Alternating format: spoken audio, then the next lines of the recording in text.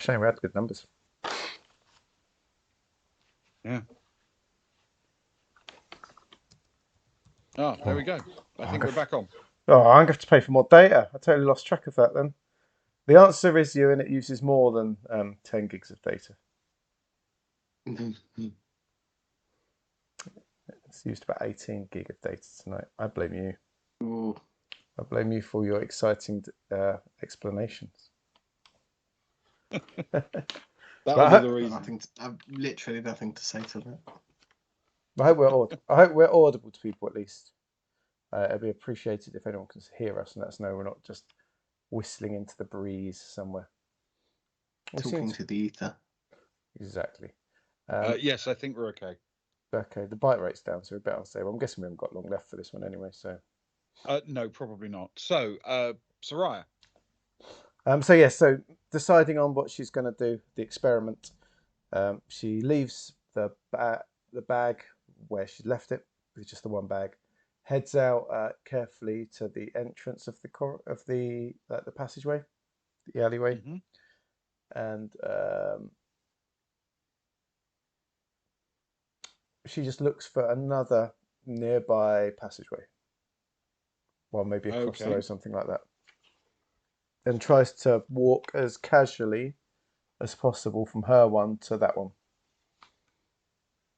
Okay. Can you do a stealth for me, please, with Dex? Yes, I can. Stealth with Dex is 7, flat 7. Okay. You make your way across, all right, but not with any sense that you've done it flawlessly necessarily. Yeah, fair enough. And heads deeper into it to see what's down there. All right.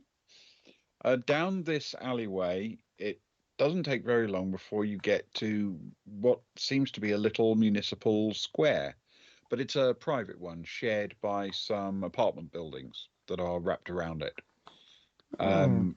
Because of the angle you're following, you're sort of almost heading parallel to the road you first came down when you left the hotel, so you can actually see the sort of far corner or the back corner of the hotel from where you are.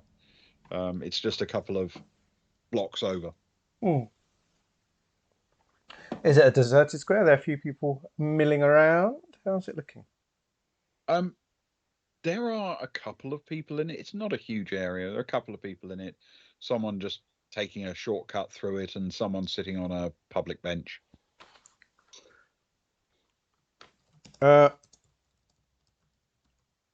Here's something I need to ask. Around Sellville, are there birds or things at this height, or are we birdless at this height?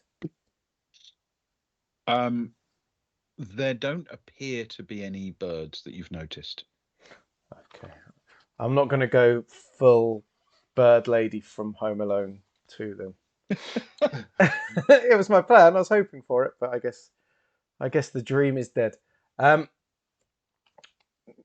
She's just going to walk into the square, and she's going to try and sit down casually on if there's a bench or something like that. Yep. She's going to sit there, and she's going to get her device out as if she's just busy, her cheap device, and just sit there as if busily she was catching up with messages and things like that. You know what I mean? Okay. And just while she's doing it, just try and catch a vibe of how busy it is, how easily spotted she would be, all that stuff. Just get an idea of. All right. Can you do a streetwise check for me, please, with intellect? I can do that. Oh, this is a bit more like it. We'll see though. That is a 7 plus 2 is 9. Okay. A different 7 though. It's all been 6 and 1 tonight. You're not absolutely certain by any means, but As far as you can tell, there's no reason to believe anyone is paying you undue attention. You're fairly nondescript, you're kind of out of the way, and you don't look like you're doing anything weird. Cool.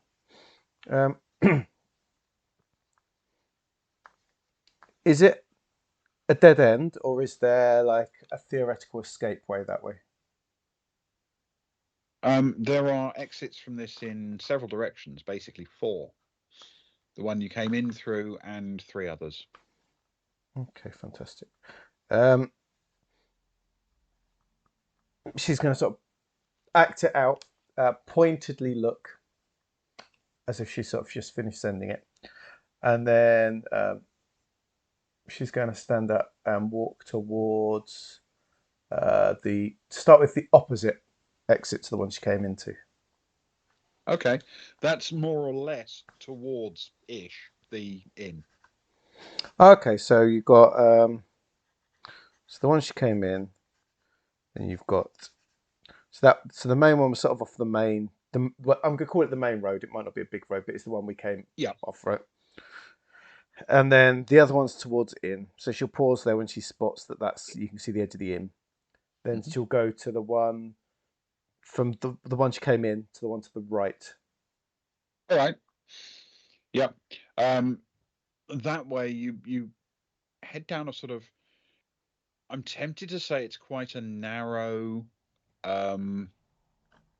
alleyway, but that's a little bit misleading because it isn't really a defined alleyway at all.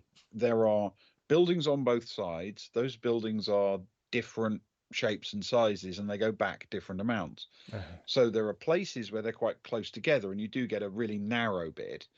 But then there are also places where those buildings are quite far apart, and there are quite broad, open areas.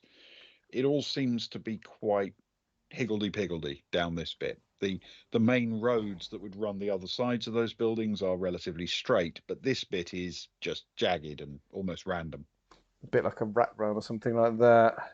Yeah, yeah. Okay.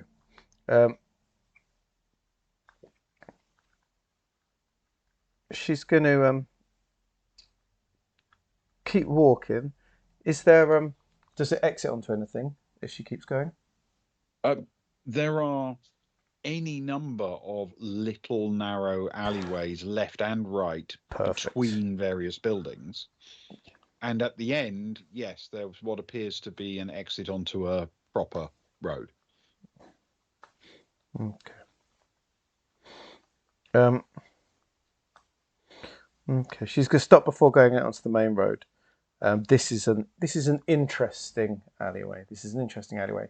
She's going to turn around and carefully make her way back, making sure no one's looking at her strangely as she does that. Okay. Back down the higgledy-piggledy. All right.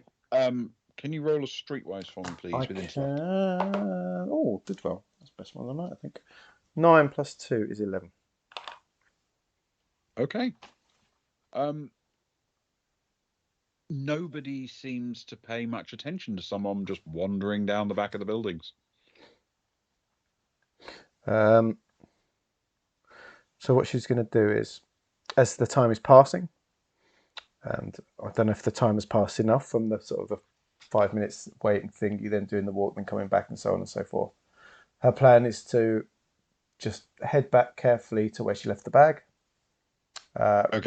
regather the bag, and head back to the front of the hotel to head in when the time feels right that 15 minutes is over.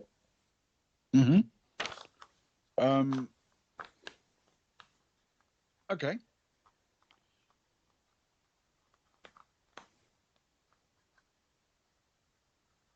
You get back to the sort of dumpster, the big, inn on wheels, basically, that you stashed this bag behind, and it's there. Doesn't appear to have been moved or disturbed in any way. So you collect it quite easily. And are you retracing the steps you originally took to this, or are you taking a different route back to the hotel?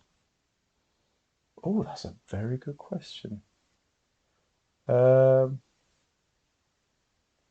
I'm assuming she's getting the vibe of it. There probably is another way round because this one's quite close to the hotel, isn't it? So if she continues it round, would it look like it would loop around back eventually? Yes. Yeah, in essence, if you turned right from where you went in, Yeah. it would lead you almost between that that sort of public square you visited and the hotel. And it would probably actually lead you to the back of the hotel itself. Yeah, I'll go for that then, please. Okay. So you follow your way down there. This is not as higgledy-piggledy as the last one. It's more of a straight shot. Because these buildings around the hotel tend to be larger and built to a more standard floor plan. The footprint is basically the same for each one. There's still a little bit of variation, of course. Nothing's built exactly the same, but this is a bit more narrow. It's filled again with bins and various uh, utility elements. There are manhole covers for sewage systems and electricity systems and so on. And after just a few minutes, you arrive essentially at the back of the hotel. There is a small alley, it's only wide enough for a person, down both sides of the hotel if you want to walk down either side to get to the front door. Yes, well, there's no getting in through that back door, let's face it. And I'm not going to call Stefan to start alarms by letting me in. So I will indeed ease my way down the side of an alley to get to the front door, please. Okay. On arriving back at the front door, you're heading straight inside. Quick check around, not as unsuspiciously as possible. All right. Streetwise plus intellect, please. Okie dokie. Oh, another good one. 11. 9 plus 2. All right. Nothing seems out of the ordinary. You head into the hotel, the inn. Yes, please. Again, you have an electronic key on your phone, basically. So as soon as you're in the lobby, you can just wave it at the door and through you go. Are you going up the stairs at the other end of the corridor, or are you going up the lift? I'll go up the stairs, please, to the second floor. So you effectively walk the full length of the ground floor and then Yes. up the stairs at the end. Yeah. Okay, can you roll a d6 for me, please? I can. If Timothy is listening to this, he will be laughing right now at my fear. Let's see if it's well. Find a 5. Okay. You make it all the way to the end of the corridor. Nobody appears to be on the ground floor. You push through the fire door at the end, and the stairs are right there with that little locked door to the basement beside them. You're climbing up to the second floor? I'll just double quick check the door again. Okay. It's still locked. Okay. Then I will... Can I hear anything in the stairwell? Good question. Roll a streetwise for me. Right. With intellect. That's an 8. Plus 1 is 9. Okay. Nothing seems to attract your attention, no. I'm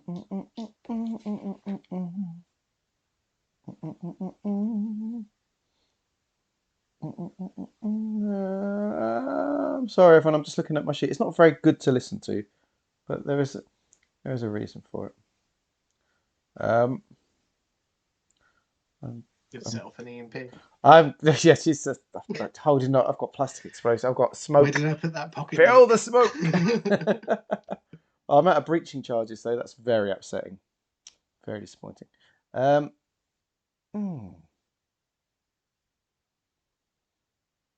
got an idea, but I'm not gonna. No, she wouldn't have it with her. Too big. Okay, she's just gonna head upstairs. Okay. You get up to the second floor and you're then going through the fire door there and into the corridor to go back to the hotel room. There's glass in the fire door. I'd like to carefully check the door. There is. Glass. Can you roll a 1d6 for me, please? I can. It's a 2. It's a 2. And Okay. so many 1d6s tonight. I know. I'm not happy Yeah. with this at all. This I is love like it. worst. This is the worst night ever. Not happy at all. You peer through the glass and You look down the entire length of the corridor. The glass, this door is, you understand, right at the end of the corridor, literally facing its entire length. Yep. So you can see all the way down the corridor to the lifts. It's not particularly brightly lit, but it's perfectly well lit. And at the far end, standing roughly between the two lift doors, staring down the corridor vaguely towards you, there is a darkly silhouetted, shadowy figure standing in the corridor. Oh no. And that's where we'll call it for tonight. Oh, Ben! Oh, he's sinister. It was such a good episode. And then Oh. you leave us with ominous vibes. The only It good was thing still a good episode, to be fair. the only good thing is it's probably not Fess. That's the only potentially good thing about that. What would you give Probably. it? Oh, I can't. I wouldn't guarantee it. It probably is him. He's like, he's an impossible man. He's mystical. He's magical. They have the technology to rebuild him. I do. He probably rebuilds himself. If you leave him there, like his muscles probably refuse. Creepy He's a cat. FES 1000 model. He is. A terrifying figure. Oh, thank you though, Ben. Much appreciated. That was great fun. Great fun. Excellent. Well, I'm glad you enjoyed. So tomorrow we are doing some Tony and Rudy, aren't we? We are doing Tony and Rudy. Oh yes. Very pleased about this. It's been a while. And we're doing something before that as well, but I don't know if we're streaming that. Are we? We are not Are we streaming any of it? We're not streaming that. We're Okay. not streaming. So we are streaming Tony and Rudy then. We are. But it is worth mentioning that we are playtesting John Legitmine's own made game. Yes, I will Meta find the link. which I played before with him, and it was really good. And we're having another go. And there's new stuff to test out, new rules that he's added, and yeah, I'm very pleased about that. And then we will get to expose John to the internet on our stream as we do some Tony and Rudy and Gaston, tomorrow evening. Exactly. Gaston's the most important part. Well, you say that. That's not true. I think he is. I appreciate you saying it. I always feel that the real star of that show is Tony's trousers. All 6 pairs of them. Oh, I think we went beyond 6, didn't we? This time it might only be 6. I can't remember. I haven't got my trouser. The trousers have their own section in the character sheet. You understand? Track what trousers there. Oh. Okay, right. That's good stuff. So we'll do that tomorrow. That's what you'll see us doing. It's some Tony and Rudy from 11 o'clock. It's 1930s. They're in a lodge in St. Moritz. Someone just slit his own throat in the snow. Yeah, so that's unpleasant. It's a beautiful setting, but it's quite a strong colour combination, though, isn't it? Yeah, red and white. You know, dark red and white is quite a strong, bold colour combination. It's just not a very fashionable colour combination. And, you know, unless you're one of those poles across the entrance to car parks, I think it never goes out of style for them. Yeah. Barbershop. Sure. Santa. Brighton Rock. Sunderland. But apart from that, what has red and white done for us? Yeah. What has that colour combination ever done for us? Right. So we're going to go. We've got Tony and Rudy and Gaston tomorrow night. We've got to go to bed because it's 2:30 in the morning. But thank you, everyone, so much for joining, especially those that rejoined after the internet problems. We appreciated that. A good if it's your first time, then please feel free to consider a follow. We would appreciate that. Either here on Twitter @BoysBaltic, and we will see you all soon. Take care, everyone. Goodbye, you two. Thank you. Good night. Goodbye. Bye.